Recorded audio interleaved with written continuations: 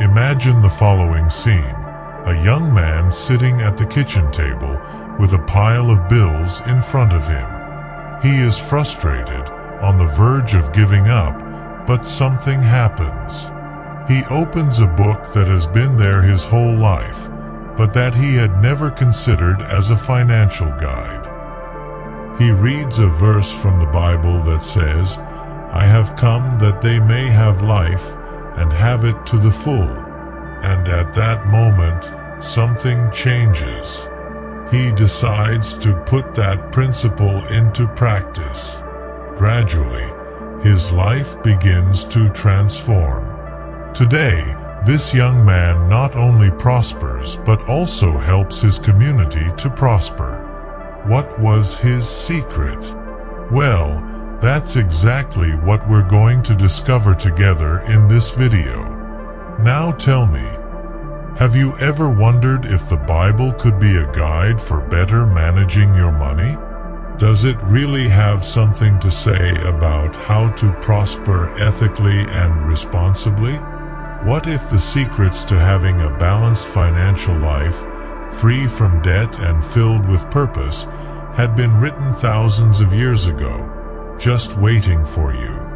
If you want to discover how to apply simple and practical biblical principles to your financial life, without complications and without big theories, you're in the right place. Today, we'll explore teachings that can transform the way you view money. So, get ready to dive into knowledge that not only transforms your bank account but also your life. If this content has already sparked something in you, it's time to act. Subscribe to the channel right now. Leave a like to support this work and share your decision in the comments. Write, "I create my future and choose to have prosperity." Remember, every choice matters, and this could be the first step to transforming your financial reality. Let's build a path of abundance and purpose together. Setting the scene, money and faith. Now that we understand the Bible can be a powerful financial guide, let's dive into a question that affects many people. How to balance money and faith. Is seeking prosperity wrong? Or does God desire for us to live a prosperous life? The universal dilemma. Let's be honest, money is one of the biggest sources of concern in our daily lives. Whether it's paying bills at the end of the month, planning for the future we dream of, or ensuring our financial decisions align with our spiritual values, the challenge is constant. And in the middle of this journey, an inevitable question arises. Is it really possible to prosper financially without compromising our faith and the principles that guide our lives? Believe me, the answer is closer than we think, recorded in the ancient words of the Bible. A powerful example comes from Solomon, widely recognized as the wisest man who ever lived. He left us a profound teaching in Ecclesiastes. Money answers everything. Ecclesiastes 10 verse 19. However, Solomon also warned us that seeking riches as an end in itself is as futile as trying to grasp the wind. In other words, money is an important tool, but it should never be the center of our lives or the only goal we pursue. And what about the parable of the talents, taught by Jesus in Matthew 25 verses 14 to 30? This story is a true guide on how we should manage the resources we are given. The servants who dedicated themselves to multiplying the talents entrusted to them were honored and rewarded. On the other hand, the servant who buried his talent, acting out of fear and inertia, was reprimanded. The message is clear. Money itself is not the problem. The real challenge lies in how we choose to use it. The Bible, therefore, shows us that money should not be seen as an enemy or something to be feared. It is a tool that can be used for good or evil, depending on our intentions and actions. It is up to us to decide how to manage it wisely, with purpose, and in alignment with the values that uphold our faith. What the Bible really says. Many times, we are led to believe there is an irreconcilable contradiction between prosperity and spirituality. This idea makes us think that to be spiritually upright, we must give up seeking material resources. However, the truth is that the Bible offers us a completely different perspective. It clearly states that money, far from being inherently bad, should be seen as a powerful tool that can be used to achieve greater purposes. It is a means that allows us to care for the needs of our families, support noble causes, bless others, and accomplish projects that glorify God and reflect the values of His Word. The real problem is not with money itself, but with how we relate to it. When money becomes the center of our lives, our absolute priority, it stops being a tool and turns into a master. This is precisely what Jesus warns us about in Matthew 6 verse 24, saying, "You cannot serve both God and money." He teaches us that when money is placed above all else, it assumes a position of dominion that does not belong to it. This teaching does not mean that money is inherently evil or that we should not desire it, but rather that it should never be treated as our master, the one that guides our choices and defines our identity. Maintaining this balance is essential. We must understand that financial prosperity, when aligned with spiritual principles, can be a transformative force. Money, when used wisely and generously, can impact lives, promote change, and strengthen communities. Think of all the opportunities it offers. Feeding the hungry, educating children, building a better future for the next generation, and expanding the reach of projects that bring hope and love to the world. That's what it means to use it as a tool for good. On the other hand, the danger arises when we allow money to control us, shaping our values and distorting our priorities. Jesus reminds us that we must master money, not serve it. The key to this healthy relationship lies in recognizing the greater purpose behind the resources entrusted to us. After all, money is not the end goal, but a means to live a balanced life, help others, and fulfill our spiritual calling. With wisdom and generosity, it becomes a powerful instrument to glorify God and make a difference in the world. A reflection for you. Now, tell me, how do you view money today? Is it something that causes stress and worry, or do you already see it as a tool for good? This is a question worth reflecting on because how we view money directly influences how we use it. In the next section, we will explore the fundamental principles the Bible teaches about finances. Get ready because these teachings can completely transform the way you manage your money. The Bible's fundamental principles on finances.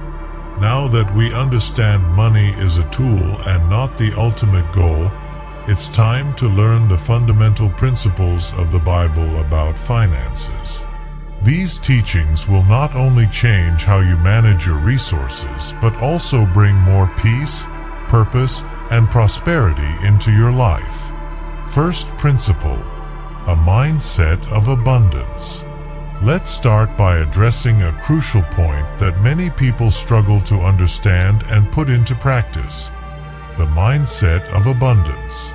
This concept, though simple, carries a transformative power that can change not only our finances but also how we view life.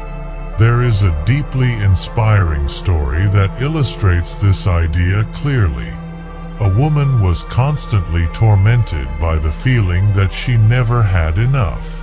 Every time she received her salary, her first reaction was to save every penny out of fear that she might lack resources in the future. This constant worry caused her to deprive herself of many things and feel anxious all the time. Despite all her efforts, money seemed to slip through her fingers, and she never felt secure or at peace. Then one day, she came across a verse that changed her perspective.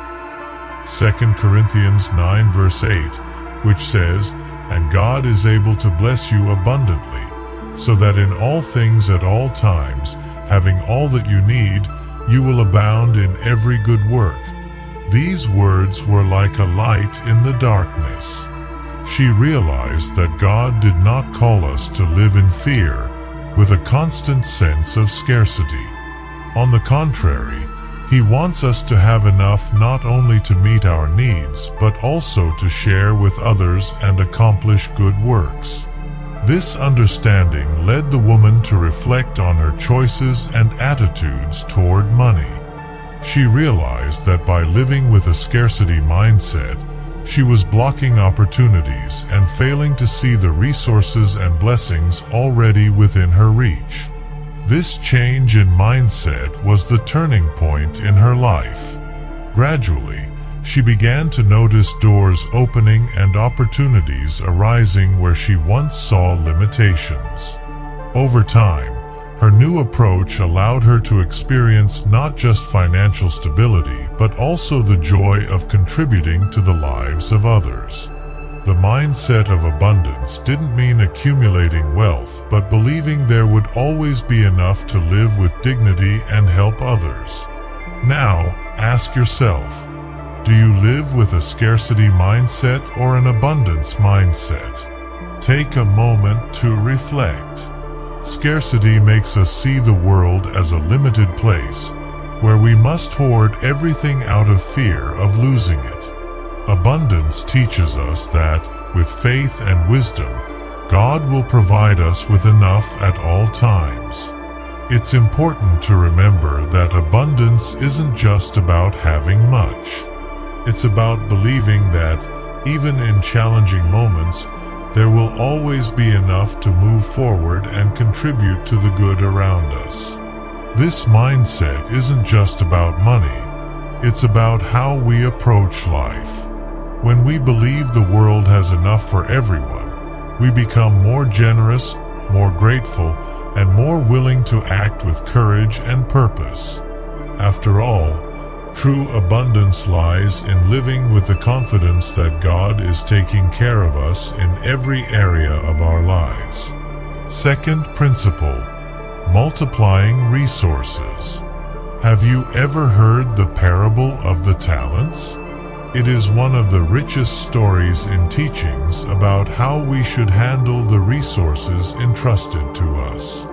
It shows us that God, in His wisdom, gives us different gifts, be it money, skills, time, or opportunities, and expects us to do something meaningful with them. The principle is simple yet powerful. When we use and multiply what we have, we honor the trust He has placed in us. In the parable, Jesus tells the story of a master who distributes talents, a unit of money at the time, to 3 of his servants, according to each one's ability. 2 of them work diligently, invest the talents, and successfully multiply what they received. When the master returns, they are rewarded for demonstrating responsibility and initiative. But the 3rd servant, afraid of losing what he had, buried the talent and generated no return. He was reprimanded for failing to use the resource wisely and productively. This story goes beyond finances. It is a call to action in all areas of our lives. God gives us different types of resources, and each of us has something unique to offer the world. The question is, are we making the most of what we've been given? Or are we, like the 3rd servant, hiding our gifts out of fear, insecurity, or lack of initiative. Practically speaking, the second principle this parable teaches is simple but challenging. Invest wisely in what we have, whether it's money, personal talents, or time. This could mean learning new skills, gaining more knowledge, starting a project, or even pursuing entrepreneurship. The size of the first step doesn't matter. What's important is taking that step and starting. Even small actions, when done consistently and with purpose, have the potential to yield significant results. Imagine, for example, that you have a special talent for communication. How can you use it to create opportunities for yourself and others? Or perhaps you have some free time each week. How can you invest that time in something that fosters growth, whether it's studying, helping someone, or developing a project? And if you have financial resources, no matter how small, how can you apply them in a way that brings positive returns, both for your life and for the community around you? These questions bring us to a fundamental point. What are you doing today to multiply the resources you possess? It's important to remember that God does not expect perfection or immediate results. He values our effort, dedication, and willingness to do our best with what we have. The secret is not in starting big, but in starting. From there, growth can happen naturally. So, ask yourself, how can I be a good steward of the gifts entrusted to me? How can I use what I have today to build something even greater tomorrow? The parable of the talents reminds us that true success lies in not wasting what we've been given, but in transforming our resources into something that honors God and benefits those around us. Third principle, freedom from debt. Here's a powerful and liberating truth. Living free from debt goes far beyond the financial aspect. It's about achieving peace of mind, emotional balance, and the freedom to make decisions with clarity and purpose. Romans 13 verse 8 gives us a profound teaching. Let no debt remain outstanding, except the continuing debt to love one another. This simple and direct statement invites us to reflect on the impact of debt on our lives. It's not just about numbers or bills, but the weight we carry in our minds and hearts when we find ourselves trapped in financial commitments. Debts are like invisible chains that limit us. They create an emotional burden that can steal our peace, leaving us anxious, stressed, and even paralyzed in the face of dreams we wish to pursue. Additionally, the financial weight of debt often prevents us from moving toward our goals, whether it's saving, investing, or even helping others. It's no wonder the Bible encourages us to seek financial freedom, even if it's a journey of small steps. Taking these steps, in fact, is practical and achievable. It might mean starting by paying off the smallest debts first, a method known as the snowball approach, where motivation grows as we eliminate smaller balances. Or it might be time to review spending habits, reflecting on every purchase and asking, is this really necessary? Small changes in our behavior can have a massive long-term impact, bringing us closer to the financial freedom God desires for us. Imagine for a moment, what would your life be like if you had no debt? Think of the feeling of lightness, the peace of knowing your money could be used to build a better future without the weight of overdue commitments. Now, go further. What if you could help others without hesitation, contribute to important causes, or invest in projects that glorify God? This is the true freedom we are seeking. not just the absence of debt, but the presence of purpose and abundance. It's worth reflecting on. What can you do today, even if it's a small gesture, to start this journey? It could be cutting unnecessary expenses, making a conscious effort to renegotiate terms, or committing firmly to not taking on new unnecessary debts.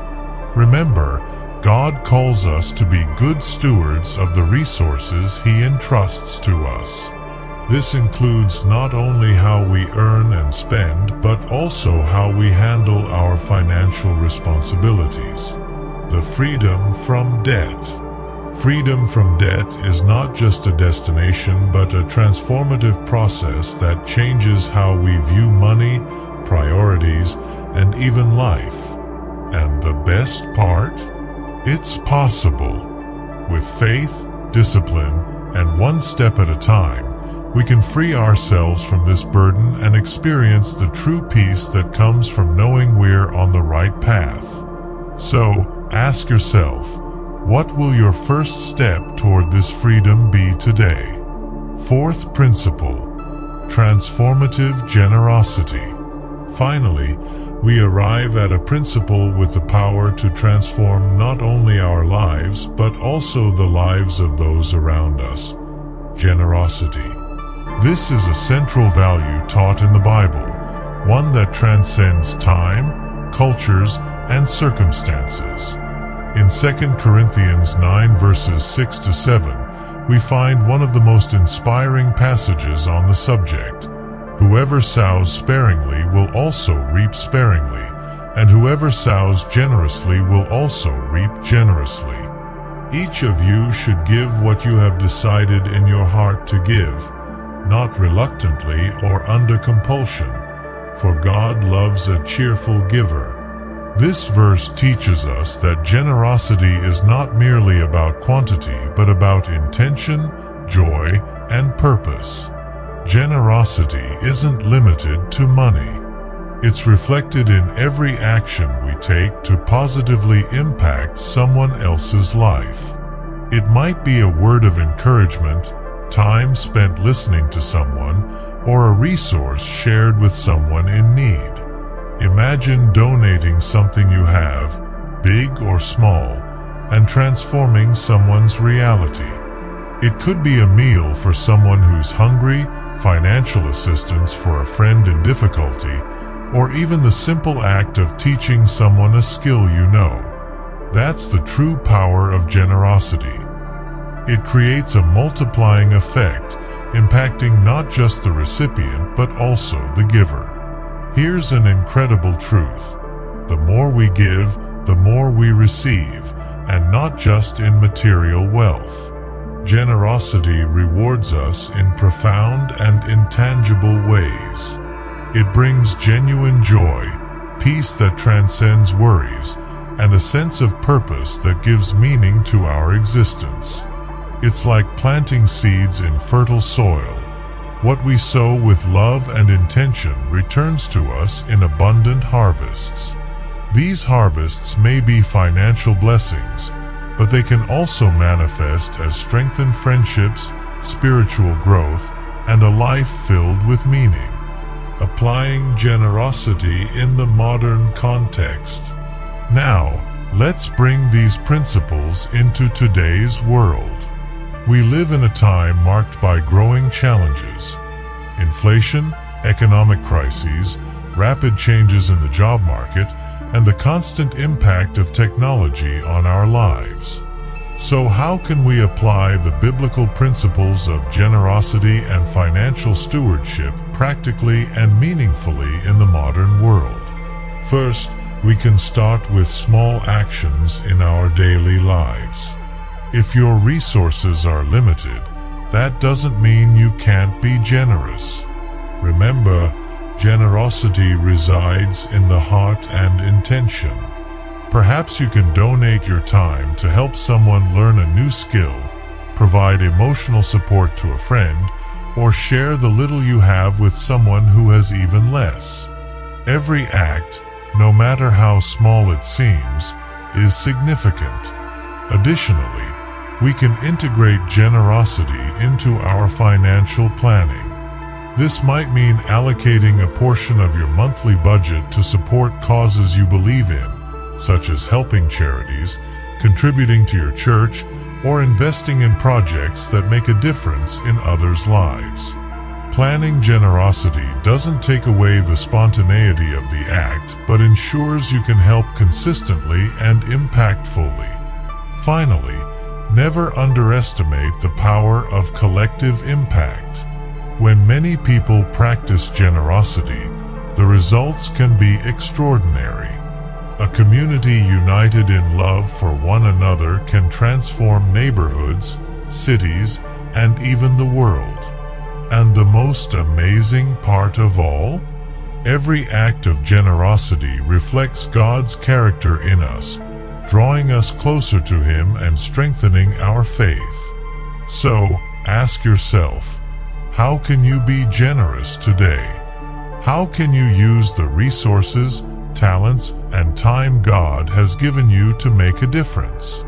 Generosity doesn't just transform the recipient. It renews the heart of the giver, bringing joy, peace, and a life filled with purpose.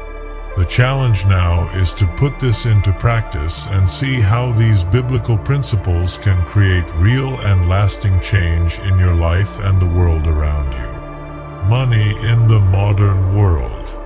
Imagine an ordinary person trying to balance their finances. It's a familiar scenario for many. Bills piling up that need to be paid, dreams that seem increasingly out of reach due to a lack of resources, and those unexpected expenses that disrupt even the best laid plans. It feels like walking a tightrope, trying not to fall. Complicated, isn't it? But here's the point.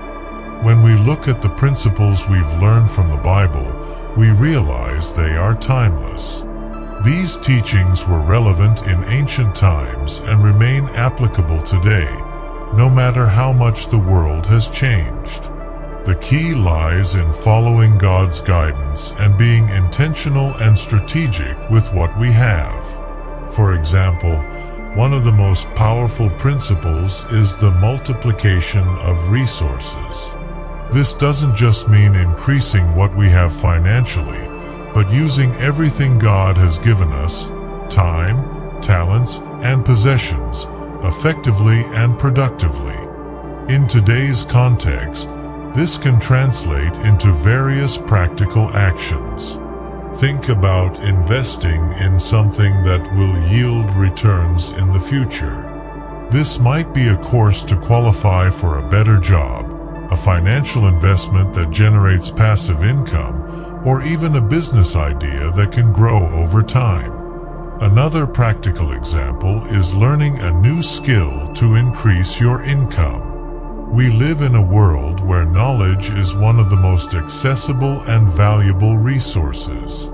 Today, with the internet, you can learn to code, cook, edit videos, care for plants, or develop countless other skills that can become opportunities for work or extra income. Small steps in this direction can bring significant changes to your financial life. And what about turning a hobby into a small business? Often, we underestimate our talents because we don't see their potential.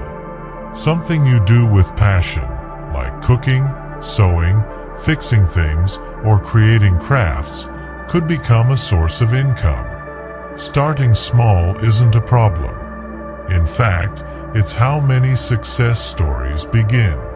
What matters is taking the first step and believing that what God has placed in your hands can be used to bear fruit.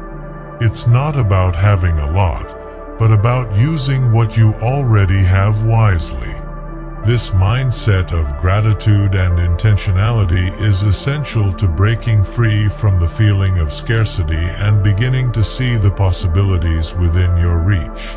It's like the parable of the talents. What matters isn't how much each servant received, but what they did with what they had.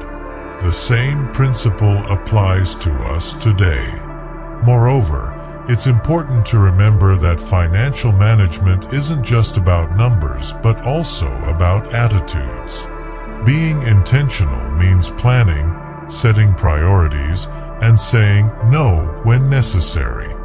It's about making conscious choices that reflect your values and goals and resisting the temptation to spend on things that don't add real value to your life. Finally, when we put God at the center of our financial decisions, something extraordinary happens. He guides us, opens doors, and gives us wisdom to act responsibly. Remember, prosperity isn't just about accumulating wealth. It's about living a balanced life, aligned with God's purpose, and using our resources to positively impact the world around us. So, ask yourself, how can you start using what you have today, even if it seems small, to create something meaningful in the future? What skills, talents, or opportunities are within your reach that you can begin to explore? With wisdom, faith, and intentional action, you can transform your financial situation and live according to the principles God has already revealed to you. Practical tips. Here are some ways to put these teachings into practice right away. 1. Invest wisely. You don't need to be an expert to start. Whether it's in a savings account, government bonds, or your own business, invest with a long-term perspective. Remember the parable of the talents. Use what you have to grow. 2. Save with purpose. A small amount saved every month can make a big difference. It's not about saving out of fear, but about building security for the future. 3. Avoid debt. We know easy credit can be tempting, but it comes with consequences. Choose to pay in cash whenever possible and prioritize paying off existing debts. 4. Make generosity a lifestyle. How about setting aside a monthly amount to help someone or support a cause? The Bible teaches us that generosity opens doors and transforms lives, including our own. Entrepreneurship with faith. Now, let's reflect on a special idea that could transform your life. What if you took a talent you already have and turned it into a source of income? Think for a moment about something you do well. Maybe cooking, teaching, creating something with your hands, fixing things, or even listening and giving advice. Often, we underestimate the skills we already have, but Jesus teaches us a powerful principle: to use our gifts wisely and productively to multiply what we possess.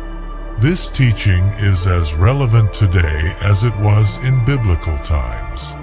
In today's world, putting this principle into practice can be simpler than we imagine. We live in the digital age, where opportunities to start a business or offer services are just a click away. What about starting a small online business or offering something you do well in your local community? Technology makes it easier to connect with people who need exactly what you have to offer. From online sales platforms to social media, there are countless tools available to help you take the first steps. Consider, for example, someone who discovers they love and are good at baking homemade cakes. This person could start by selling to friends, neighbors, or co-workers. At first, the profit might be modest, but with effort, creativity, and planning, it could grow. Imagine that, over time, this person decides to invest a bit more, improving their recipes, creating distinctive packaging, or even promoting their cakes on social media. Gradually, what began as something small transforms into a sustainable and promising business. And the best part? It's not just the income that grows, but also the positive impact on other people's lives. The customer who buys a cake to celebrate a birthday, the supplier who gains a new partnership, the employees hired as the business expands, all are positively affected. This modern example shows us that the starting point isn't the size of the idea or the initial resources, but the decision to use the talent God has already placed in our hands. It's about seeing value in what you do and taking the first step, even if it's a small one. After all, great accomplishments begin with small acts of courage. And don't be mistaken, turning a talent into a source of income isn't just about making money. It's also about purpose, fulfillment, and the impact you can create by using the gifts you've been given. In doing so, you honor the biblical principle of multiplication and demonstrate gratitude for what you've received. Furthermore, this journey can bring valuable lessons, from financial discipline to the development of new skills. So, why not start now? Reflect. What's that special talent you have, something others may have already praised you for? It could be a practical skill, like cooking or repairing things, or something more abstract, like creativity, patience, or organization. Then think about how you can turn that into something tangible. Maybe it's creating a product, offering a service, or sharing your knowledge with others. The key is to start from where you are with what you have. Even if the path seems challenging at first, remember that great success stories often begin with a simple idea and an attitude of faith. By deciding to use your talents to create something new, you not only open doors to a new source of income, but also multiply the resources God has already placed in your hands and positively impact the world around you.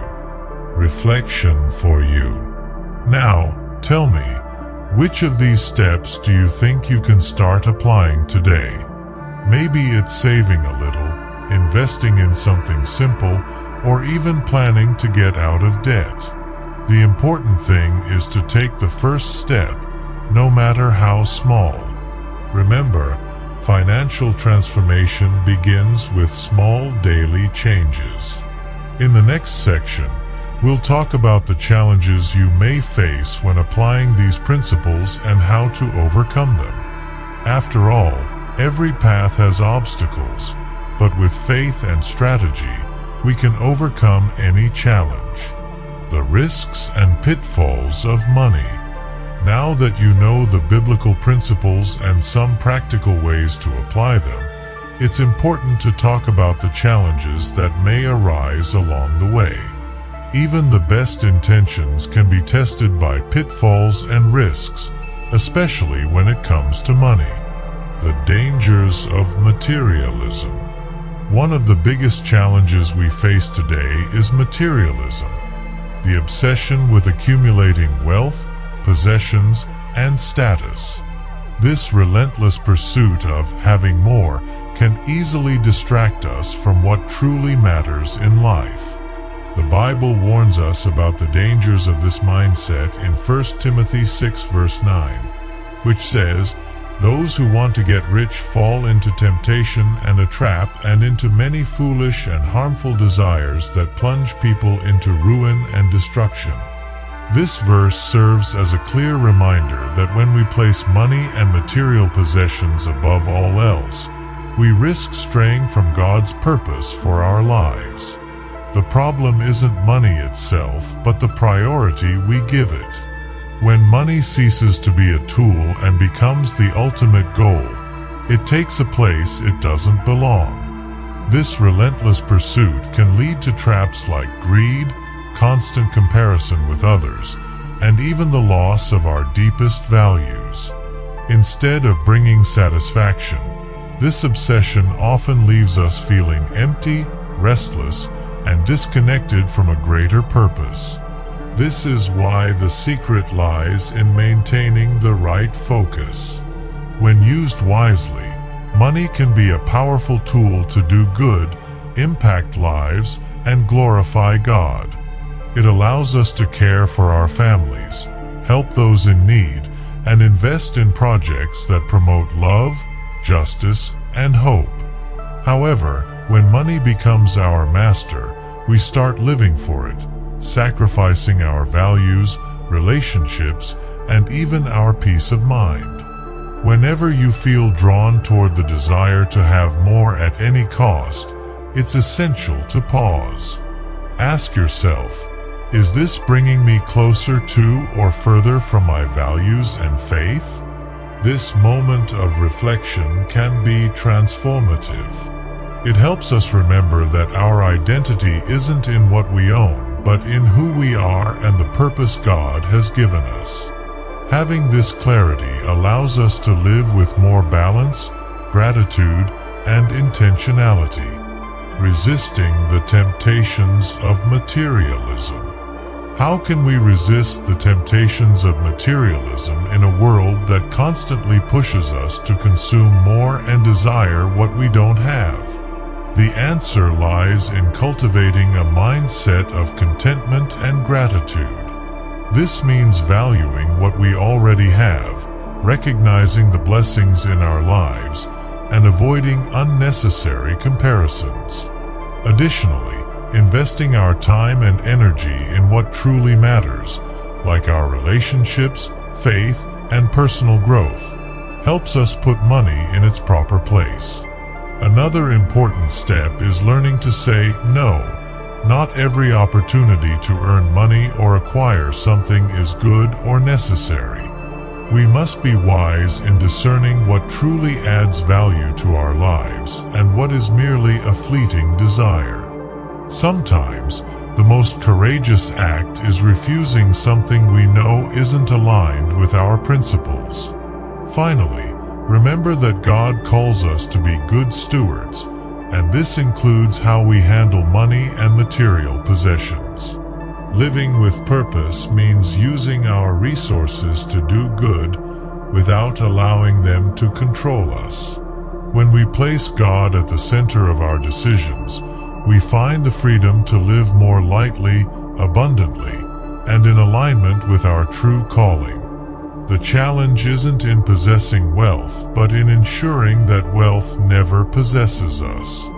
Balancing success and spirituality.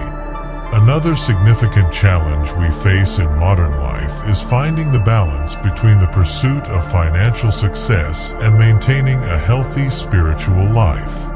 In a world that often pressures us to achieve more, accumulate wealth, and reach ever higher standards of living, it's easy to lose sight of what truly matters. When we focus too much on achieving financial goals or building a career, we may unintentionally neglect fundamental aspects of our existence, such as our faith, family relationships, and life's purpose. This imbalance can lead to a sense of emptiness, even when we achieve what we've worked so hard for. After all, what good is it to gain wealth if, in the process, we lose inner peace or drift away from God?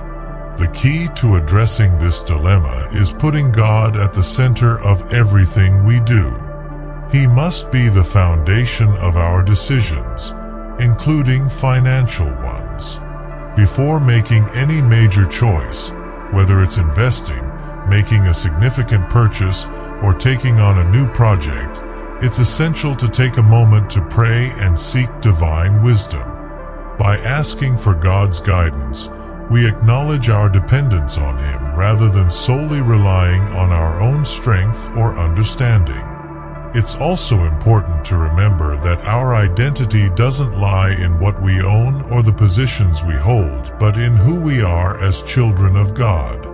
The world often tries to define us by our wealth, status, or accomplishments, but God sees us entirely differently. He values us for who we are, for our hearts, and for our willingness to follow His purpose for our lives. Understanding this frees us from the need to compare ourselves to others and helps us find contentment, regardless of our financial circumstances. Financial success, of course, is a positive thing and can be a blessing when used correctly. It allows us to care for our families, help others, and invest in projects that glorify God. However, we must ensure that success doesn't take the place in our lives that belongs solely to God. When money or the pursuit of recognition becomes our priority, it can easily take over the space meant for our faith and relationship with God. Maintaining this balance requires discipline and intentionality. Take time to reflect on your priorities. Ask yourself, am I putting God first in my decisions? Do my actions reflect my values and faith? What am I sacrificing in the name of financial success? These questions can help realign your focus and ensure that you are living according to the principles that truly matter. Additionally, remember that it is possible to achieve financial success without compromising your spiritual life. When we seek first the kingdom of God, as Jesus teaches in Matthew 6 verse 33, all other things are added to us. This means that by prioritizing our relationship with God, He empowers us to make wise decisions and prosper in a balanced way. The secret lies in trusting that He will provide what we need while we do our part with diligence and responsibility. Finally, it's crucial to value the aspects of life that money cannot buy. Your faith, family, friends, and purpose are incomparable riches that bring true meaning and satisfaction. By keeping God at the center and balancing your priorities, you can experience financial success as a blessing, not as a burden or distraction. The challenge is significant, but with faith, wisdom, and prayer, it is possible to live a fulfilling life aligned with God's desires for you. Cautionary stories. Let me share a practical example. There was a man who started a business to support his family and help those in need. He prospered quickly, but as the money started coming in, he began prioritizing material possessions and working more, neglecting his faith and family. At the height of his financial success, he realized he had lost connection with the people he loved and with God. However, he turned his life around when he understood that money wasn't the problem. It was his attitude toward it. He reorganized his priorities, dedicated more time to his family, and started using his resources to bless others. This change brought not only peace but even greater prosperity, because now it was accompanied by purpose. Strategies to overcome challenges.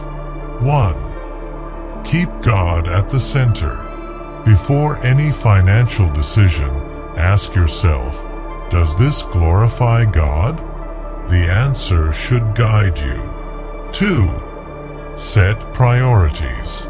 Make a list of what's most important to you. Faith, family, health, work.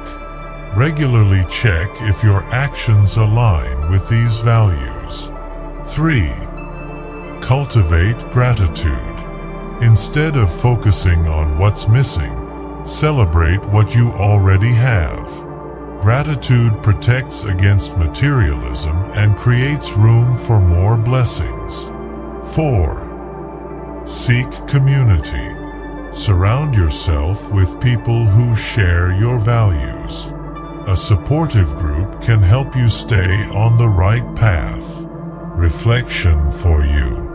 What financial challenges are you facing? Is it the desire to accumulate more, the fear of losing what you have, or the difficulty of balancing success and faith? Reflect on this, because identifying these obstacles is the first step to overcoming them. tools for transformation. Now that we've discussed the challenges and how to overcome them, it's time to bring this into practice.